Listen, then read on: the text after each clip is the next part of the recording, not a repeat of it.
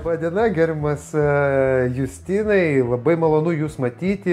Ačiū, kad priėmėte ir papasakosite mums turbūt labai įdomių dalykų, ką Agrolapai paruošė sezono pradžiai.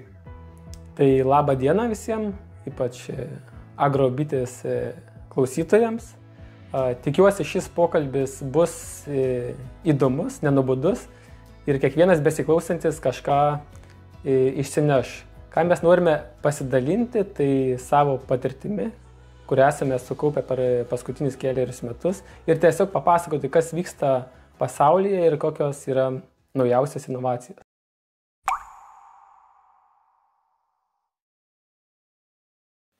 Tai papasakokite mums, prašau, gerbiamas Justinai, kas apskritai yra tie Agrolapai, kas tai per įmonė.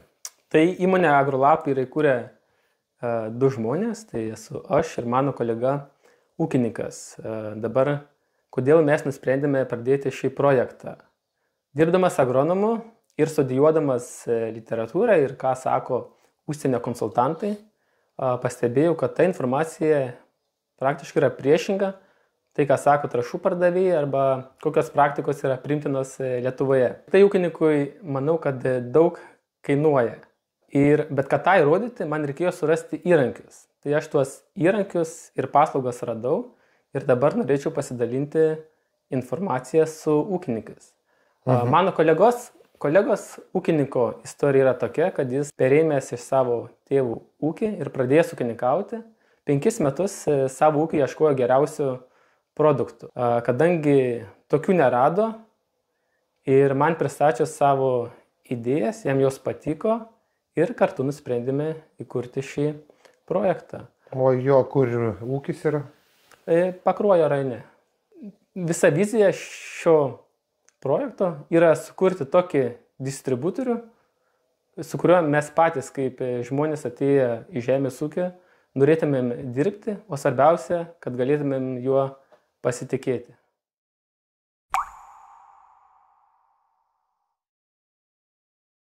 Tai Agrolapų siūloma technologija ūkininkui. Kaip jūs ją galėtumėte apibūdinti jau glaustai keliais sakiniais, tarkim? Šitą informaciją neatsiranda per vieną naktį, tai mūsų, gal sakykime, kokių 5 metų darbas. Ir ta technologija paremta užsienio konsultantų žiniomis, tai yra amerikiečio Johno Kempo, taip pat konsultanto Joel Williams, kuris ir buvo atvykęs į Lietuvą vieną kartą. Ir dar pridėsiu, kad mokslininkės Kristen Jones.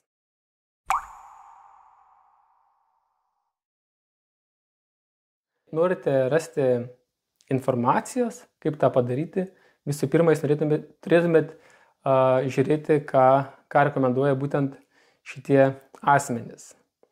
O jeigu taip, sakykime, viską supaprastinant, tai ką mes siūlom ūkininkam, nedaryti tai, kas neefektyvu ir daryti tai, kas efektyvu. Ką Agrolapai prideda prie viso šito, sakykime, paketo taip, kad mes tikime, kad derliaus priedą per produktus galime gauti tik tais su makro ir mikro elementais. Nes ir kaip minėjau, jeigu augalai trūksta ir jis gauna prieinamą formą, augalas auga geriau, jis yra kokybiškesnis ir jis duoda didesnį derliaus priedą ūkininkui. Gerai, aš suprantu, kad šitą technologiją jūs, kaip sakomas, išbandėte visą tą technologiją išbandėte pas savo kolegą ūkyje jau 2 metus. Tai kaip galėtumėt visą tą procesą atpasakoti? Nuo ko viskas prasidėjo ir kokiais žingsniais pasibaigė? Tai viskas prasideda ūkininkui nuo sėklos. Ir ūkininkas turi žinoti, kokia yra kokybės, tai yra kokia yra daigumo. Nes jeigu to jis nežino, jis spėja. Ir automatiškai tas užprogramuota, kad jis praranda pinigus. Tai vienas dalykas. Po to mes apvelėme sėklas Vokietijos įmonės produktais.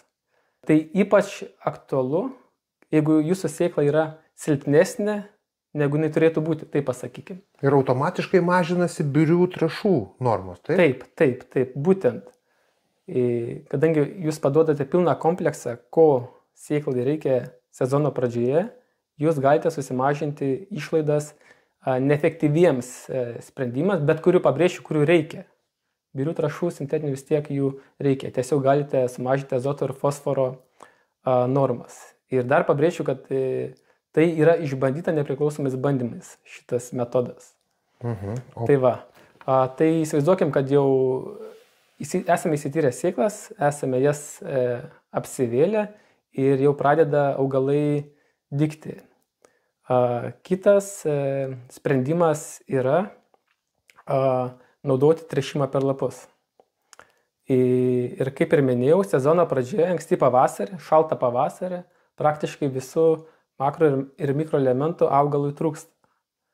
Tai naudojame tręšimą per lapus, mūsų atveju Soltech produktais. Kurie yra skystos formos. Taip, kurie yra skystos formos. Dažniausiai ūkininkai juos naudoja kartu su panaudodami herbicidą. Tai reiškia papildomai nekainuoja važiavimas. Ir lengvai maišosi. Taip, tai ir ypač svarbu, kad nereaguoja. Ir tada jau sezono metu, kaip augalai yra paaugę, tam, kad sutaupyti pinigus, neišlaidauti be reikalo, jūs turite žinoti, arba ūkininkai turi žinoti, kokių elementų pas jūs yra per daug ir kokių per mažai. Ir pagal tai efektyviai susidedate tręšimo planą.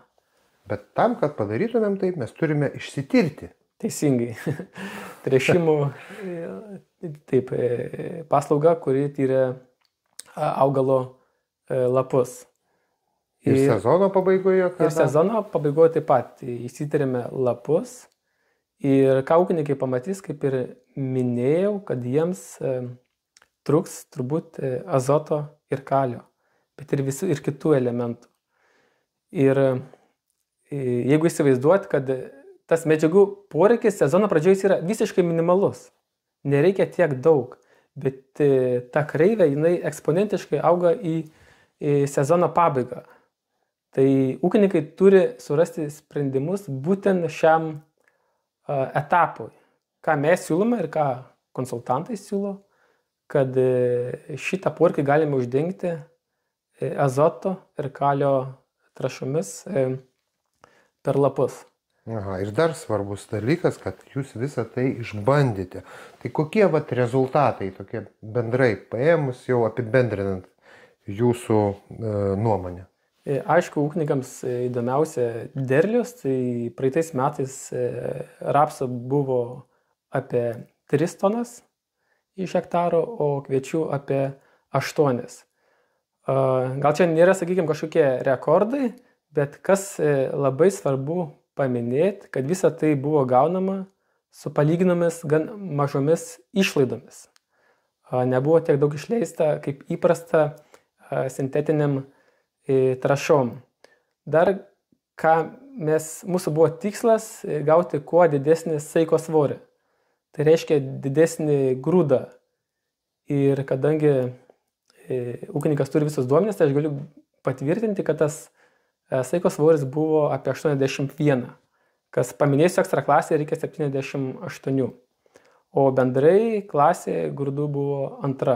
Tai vadinasi, vis tiek išlaidos buvo mažesnės ir pelningumas didesnis, vis tiek gavosi. Toks rezultatas turbūt pats svarbiausias. Aišku, dabar dar tik tai praėjo 2 metai ir mes toliau tęsime tuos darbus, bet, sakykime, tie pirminiai signalai yra gan pozityvus, bet dar daug darbo reikia padaryti.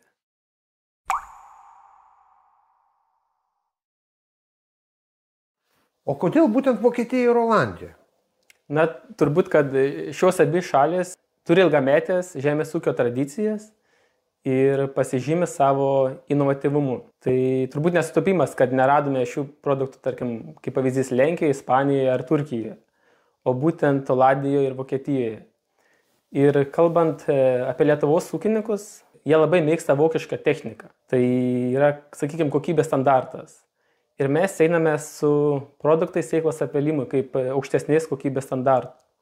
Kas liečia Olandiją, tai ūkininkai perka sėklas ir taip pat produktus ir techniką.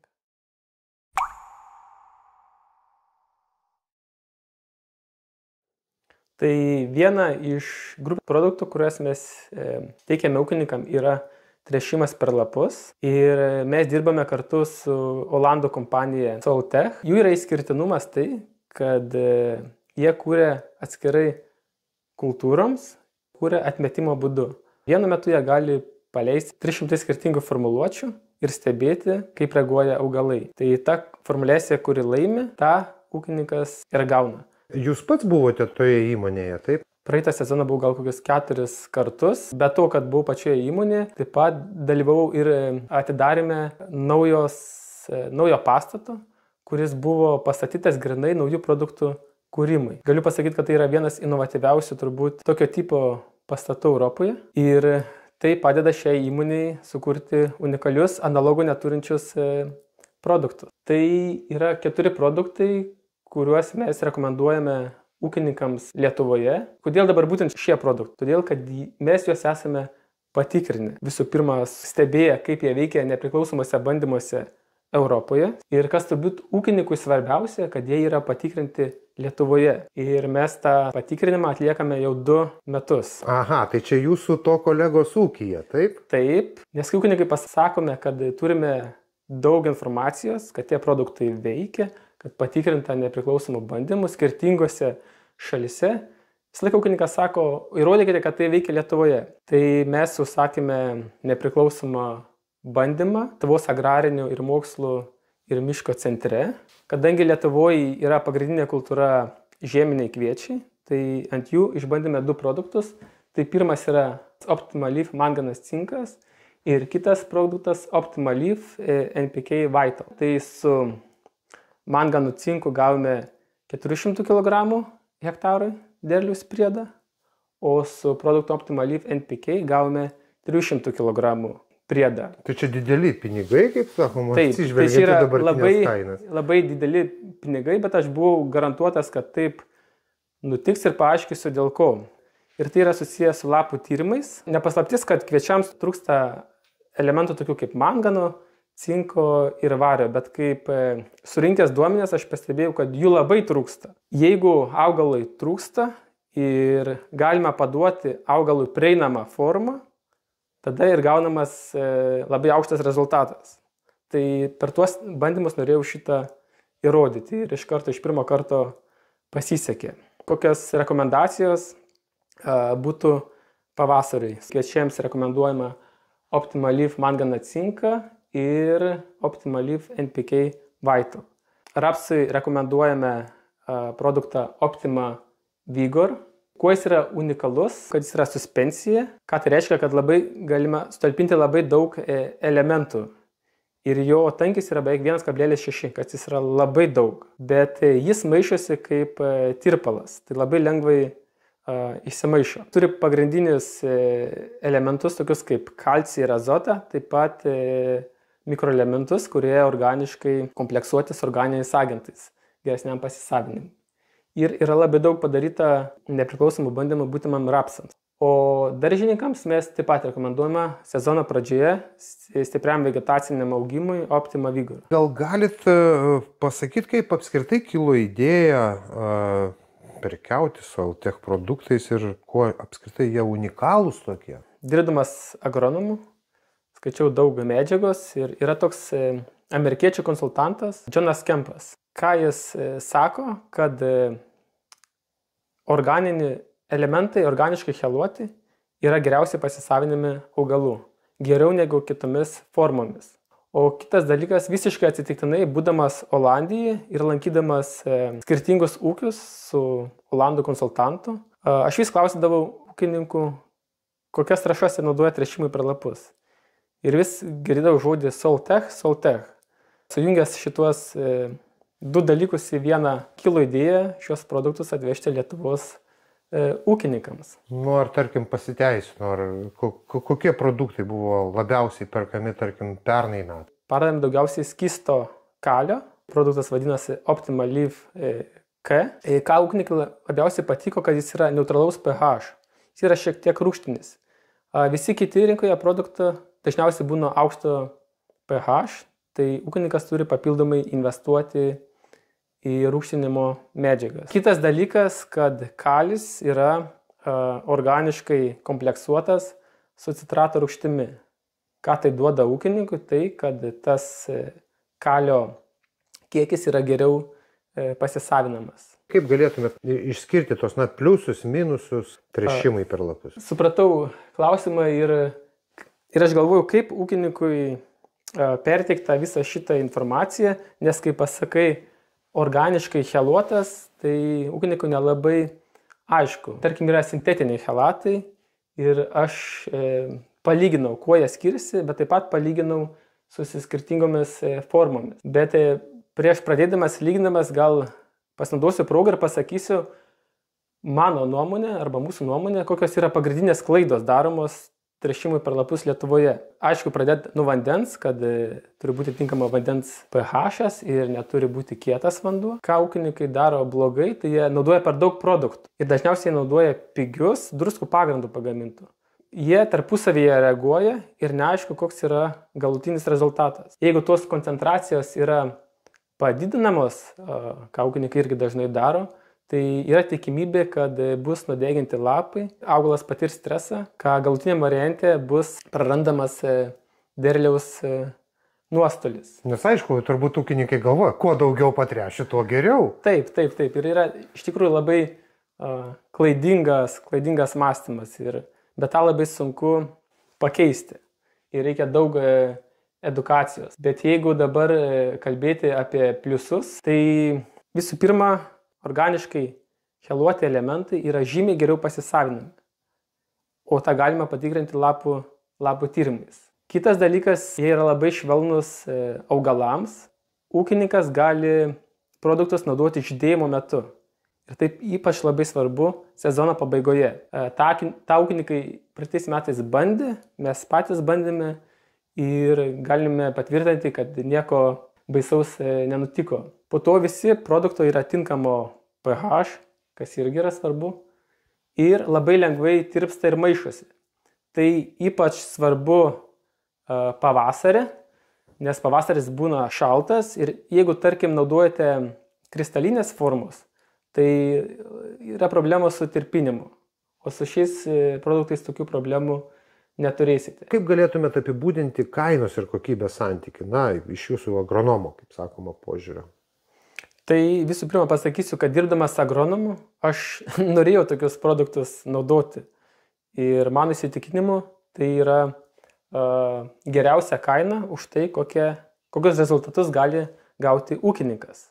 Jeigu kalbant apie pačią kainą, tai yra šiek tiek brangesni negu, sakykime taip, produktai, kurie yra pagaminti druskų pagrindu ir šiek tiek pigesni už tuos produktus, kuriuos, sakykime, gamina didžiosios įmonės.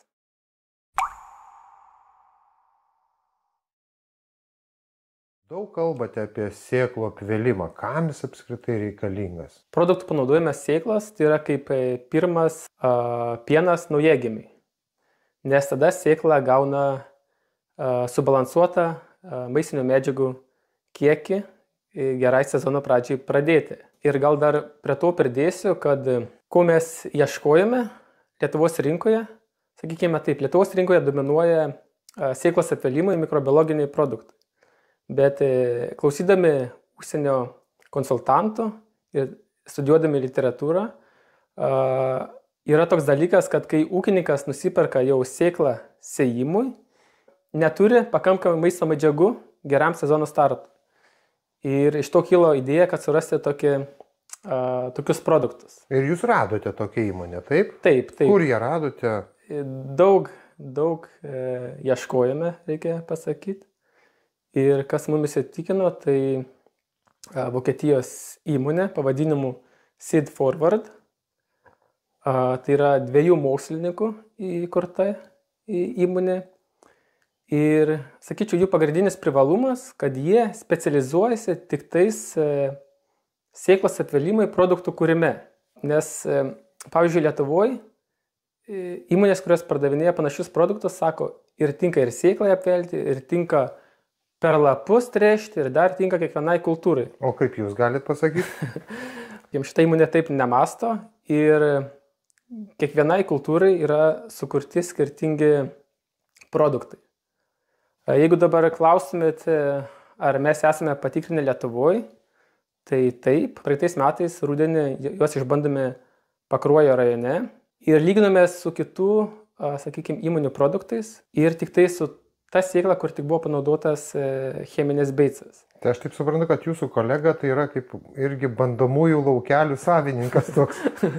Taip išeina, taip gaunasi. Iš visų tų laukelių, ten, kur buvo panaudotas produktas Grain Guard, sėkloms apvelti, matėme geriausius rezultatus. Ir aš turiu netgi nuotraukas padaręs Facebook'e ar pas mumis tinklapį, galite pasižiūrėti, nes sudegimas buvo, matėsi plika akimi, kad sudegimas buvo geriausias.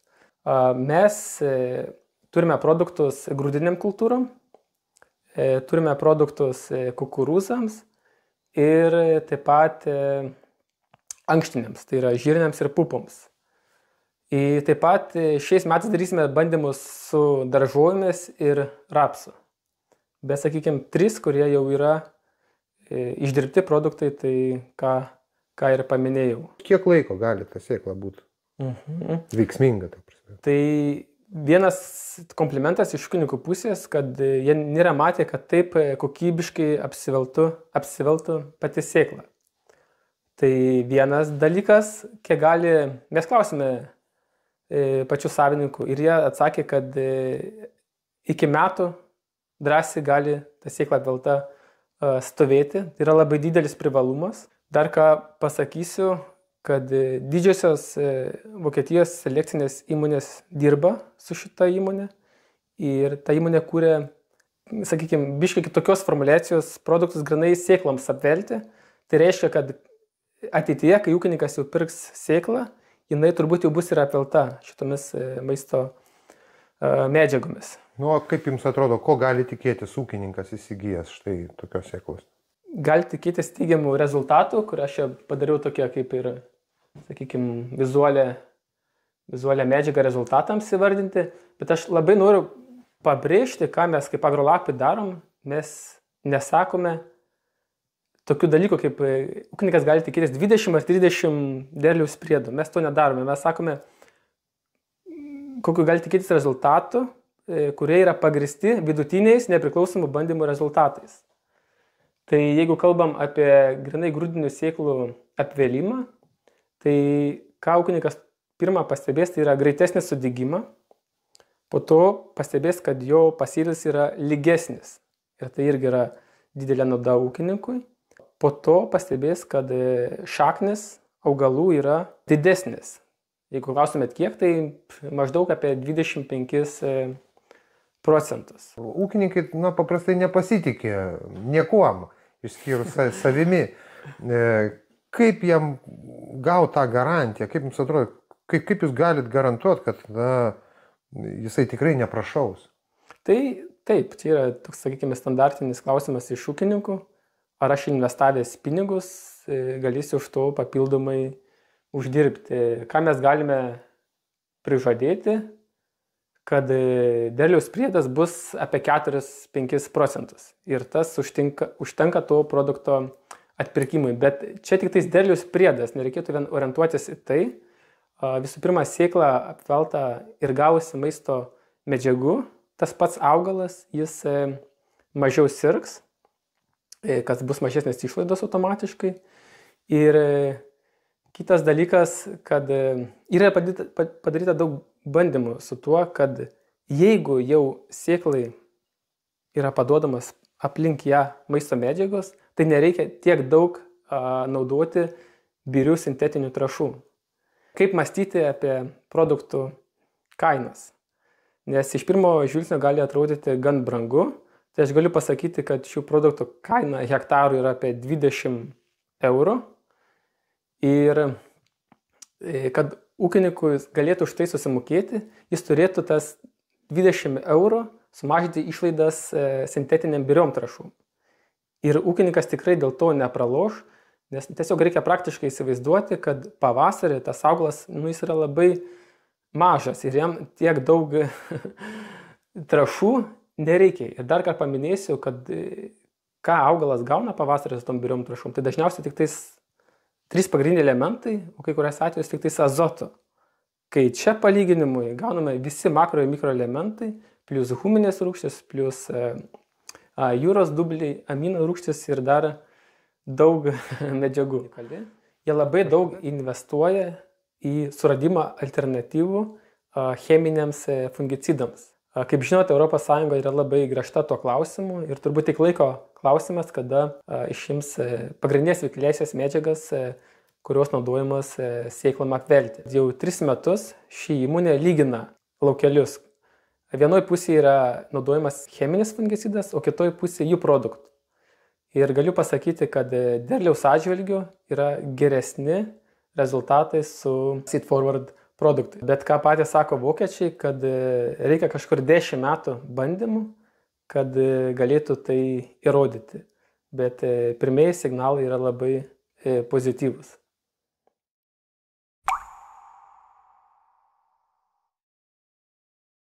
Kažkada mes esame kalbėję, kad jūs atliekate ir lapų tyrimus. Kaip jūs galėtumėt apibūdinti šią paslaugą? Tuos paslaugos man labai reikėjo dirbant kaip agronomu, kad aš galėčiau įsivertinti, ar mūsų tręšimo planas yra teisingas ar ne. Ir aš turėjau tokią nuojautą, kad ypač Lietuvoje tos praktikos, kurios yra rekomenduojamos, jos yra stipriai, kaip pasakyti, su jomis ūkininkas išleidžia neefektyviai pinigus tręšimui, taip pasakykim. Ir besidomėdamas sužinojau, kad Olandijoje yra atliekama tokia paslauga ir nusprendžiau ją pasiūlyti Lietuvos ūkininkam. Dabar, kad geriau įsivaizduoti, tai yra palyginimas, kuris labai gerai apibūdina, tai yra kraujo tyrimas. Nes įsivaizduokit, jeigu pasidarot kraujo tyrimą ir gaunate rezultatus. Ir tada matosi arba labai stiprus nuokrypis, arba perteklius. Palyginus... Tu iš karto matai, sergytų ar ne? Taip. Ir jeigu matote, kad yra perteklius, tai kažkas jūsų sveikata yra ne taip. Lygiai taip pat su trūkumais. Kaip pradėjau testuoti skirtingas kultūras Lietuvoje, pamačiau tas pačias tendencijas, kaip ir konsultantai kalba ir kitose pasaulio šalyse, nes tos visos praktikos yra gan panašios. Labiausiai, sakykime, krenta akis, kad yra pertręšti 2 elementai. Jūs, aišku, gal čia nematysit, bet tai yra kalis ir azotas. Ir jis yra labai stipriai pertręštas. Ta prasme, ūkininkai negaili. Taip. Bet dar po teisybės dėlį reikėtų paminėti, kad tai buvo, kada dar buvo neprasidėjęs, sakykime, karas. Ir dar tos trąšos buvo pigesnės. Paskutiniais metais jau šiek tiek matau, kad mažiau. Bet vis tiek yra perteklius, kas įdomu. Ir dar vienas dalykas, kad ir daug naudoja mikroelementinių trąšų, bet viso sezono metu, ypač žieminiuose kviečiuose, kas yra numeris 1 kultūra Lietuvoje, yra didelis trūkumas. Ką sako konsultantai iš užsienio, tai yra dėl to, kad yra naudojamos neefektyvios formos, tarkime kaip sulfatai. Kaip tuos mikroelementus pakelti, tai naudoti efektyvesnės formas.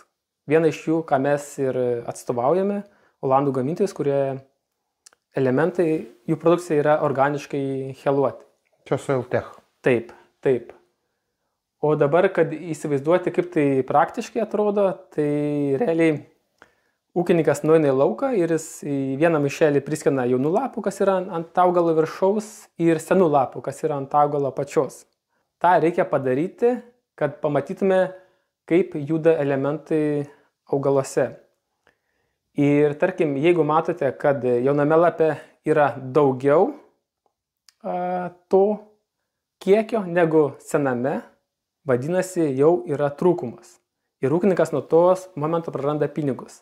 O turėtų būti taip, kad sename lape yra rezervas į jauną lapą paduoti. Nes augalas viską darys taip, kad taip pat kaip tėvai ir vaikai, kad optimizuotų visą laiką jaunus lapus. Na, tarkim, turite lapus, kur jie keliauja ir kas vyksta po to. Tai irgi svarbus klausimas iš ūkininkų, nes jie sako, per kiek laiko aš gausiu rezultatus. Atsakymas būna per 2-3 dienas, kas yra, mano manimu, labai greit. Ir šiais metais mes pasistengsime ūkininkui suteikti kuo geresnės galimybės. Ką turiu omeny, tai kad jis turės visą dieną nuskinti lapus ir mes dienos bėgyje paimsime penktadienį, o ūkininkas rezultatus gaus antradienį po pietų. O kaip dažnai tą reikia daryti? Sezono metu reikia tai daryti kas 2-3 savaitės. Tai labai priklauso nuo ūkininko, nes vieni nori tiesiog pasitikrinti, kokia pas juos situacija, o kiti tyria labai dažnai, nes pagal tai sudaro tręšimo planus. Pavyzdžiui, pavasarį, ką aš matau, kad praktiškai, kai šaltas pavasaris ir maisto medžiagų nepasiema per šaknis, visada būna elementų trūkumas. Ir netgi nereikia ūkininkui tirtis, nes akivaizdu. Tas tyrimas turėtų būti atliekamas tik tai sezono viduryje ir aišku sezono pabaigoje.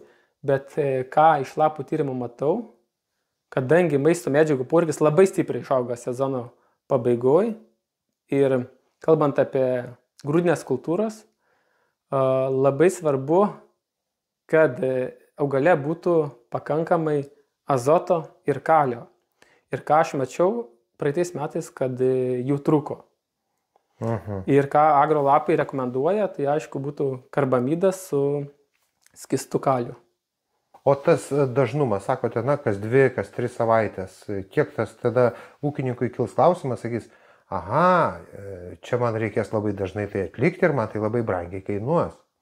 Jeigu klausite apie kainas, tai sezoną kainuoja kažkur tarp 150-200 eurų ūkininkų. Bendrai vertinant visą sezoną, ne vienas tyrimas, bet vienai kultūrai. Ir ūkininkas galėtų susidaryti bendrą vaizdą, bet aš noriu pasakyti, kad šita informacija yra naudingiausia būtent kitam sezonui. Kodėl? Nes pagal tai gali matyti, ką darė neteisingai, o ką darė gerai. Nes, tarkim, jeigu jis paima penktadienį lapus ir gauna atsakymus antradienį, tai jis gauna, kas tame augale dėjosi penktadienį.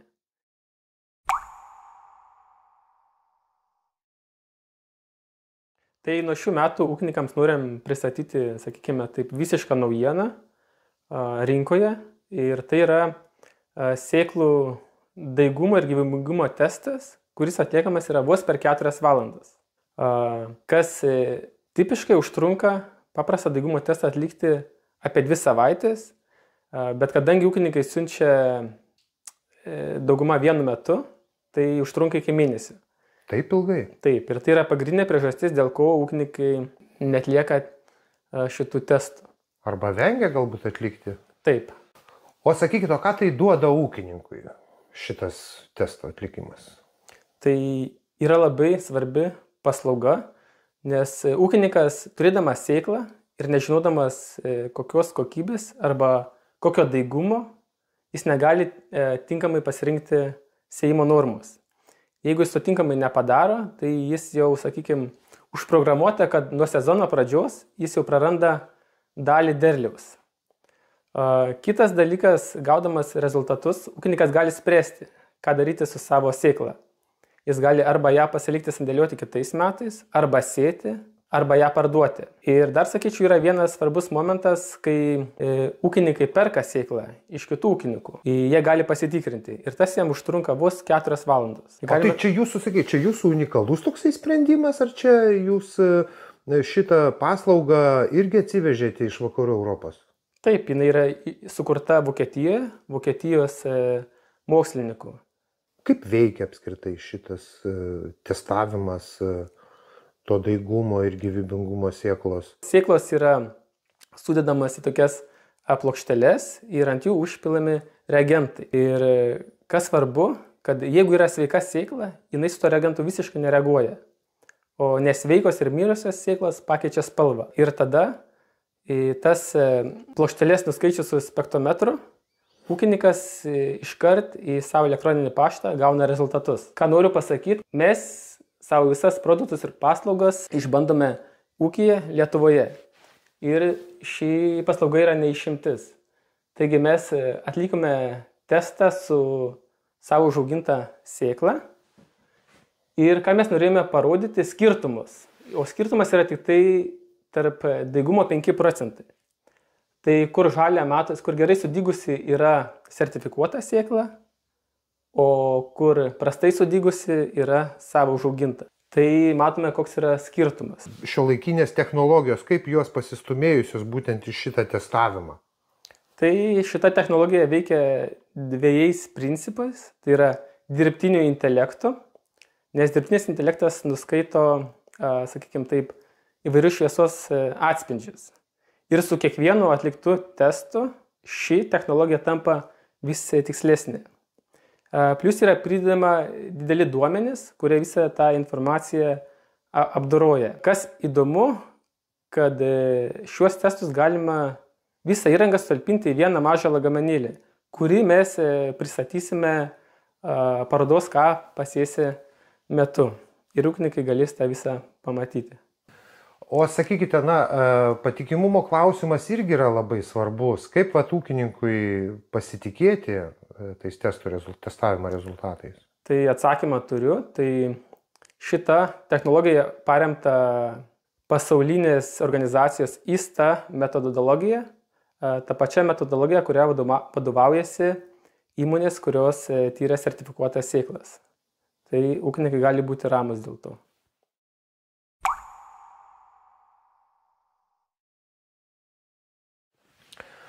Tai metai vis tiek žemdirbiams nebuvo lengvi praėjusieji, nebus lengvesni matyti ir šie metai. Ko palinkėtumėt žemdirbiams ir nežinau, galbūt susitiksite su jais?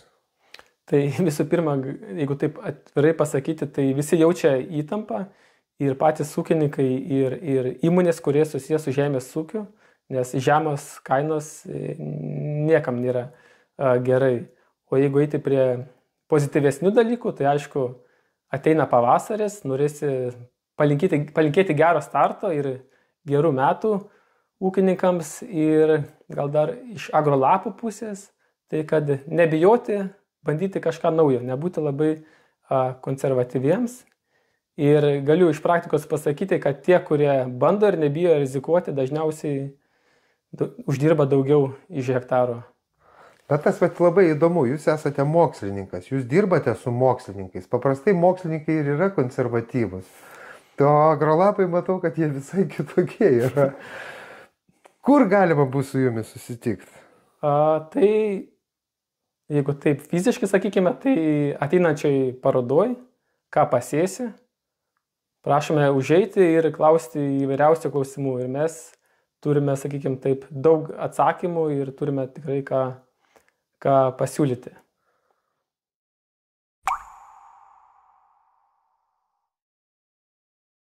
Didžiosios kompanijos, jos neretai pradeda reketuoti ūkininkus, sakydamos, jūs susimokėkit už mūsų produktus, kai dar derlius net neparduotas. Koks jūsų yra santykis ir kaip jūs žiūrite į tą bendradarbiavimą su ūkininku?